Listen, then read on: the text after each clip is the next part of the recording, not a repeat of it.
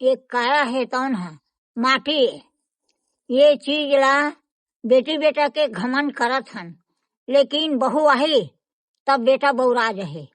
वो घमंड करना गलत है। जाना है अकेला। फिर एक संग दिही अपन संग के जोड़ी है। मरे में सब छूट जही, मरे में सब छूट जही। अच्छा, एक संग दिही ये एक संग दिही शीश पत्थर के महल उठाए कहा था, वो भी मरे में छूट जही। माटी कया के दिन रही बता दे मोला। और एक संग दिही ये धरती माता है तो ये जियत मरत के साथी है। वही संग दिही और वही संग दिही माटी के कया के दिन रही बता दे मोला। धरती माता कैसे संग दी दे बता दो।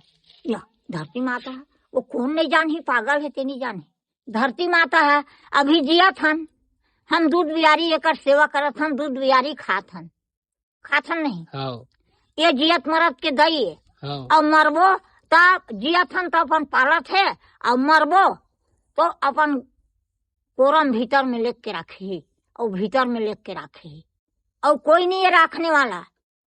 और अथक में आरू है कर है मरे में सब छूट जही। माटी चोला के दिन रेबे बता दे मोला।